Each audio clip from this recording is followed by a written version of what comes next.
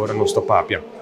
E kuta bem dilante no cifra dimi, per cifra kuta existir di dados nan ta reflejar ku e cuido awe kuta necessário e inversão de pressuposto mínimo que o se tem para cuido de nos grandes awe ta di 102 milhões florin. E governo não tá invertir ni 25 ni 30 milhões de nos grandes no momento aqui. Per notícia piota que no próximo dia 5 anos, essa aqui vai triplificar na quase 400 milhões de florin que também custa nós para pôr donar cuido na grande que também tem necessidade, seja na casa ou em casa de cuido. Que essa situação está alarmante.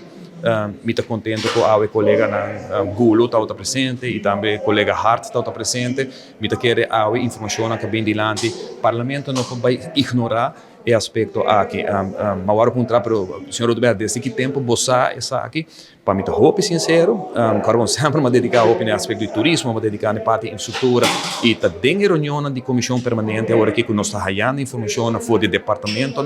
bota mira que tem uma necessidade enorme na atenção de parte do parlamento, governo e regra e lei na comissão bem para nós atender com nós grandes, mas cabe bisa nós temos duas sortes de lei para jovem, para menor de idade, na caminho botar responsabilidade maior de não cuido. Pero nós não temos nenhuma lei para atender com a gente grande e ora não por actuar mais conforme su melhor estado ou botar simplesmente não tem a pessoa para cuidar ora chega na idade adulto maior. Tem gente que está viva de caso que está vale 600 mil florin, 500 mil florin, pero para sobrar não paga na débito que acaba, pero não tem 10 florin para comer para dia. Que nós temos problema sério na nossa comunidade que nós temos que atender e o tema de abuso de nós grandes está tema que me se vai a atenção e me comprometer também a nossa comissão acaba não ser a única instância, pero mester bem lei no parlamento e nós me vai a atenção do governo ministra também todo tema mais trempan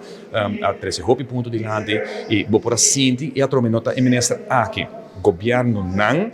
não preparar na mês para o pico que nós estamos chegar aqui de 5 anos e simplesmente vou sentir foi ministra aqui e a troca minuto com o ministra aqui governo na troca anterior também não tem plano, não tem visão, não tem pensamento, tu ainda sabe que tem problema, pero awe as we speak não tem plano, não tem pensamento como nós estamos atender com ele e o problema está virando mais e mais grande. Me vou repetir, aqui de 5 anos o problema é problema de quase 400 milhões de florin que nós não temos quem também paga pesar aqui nesse período no silêncio.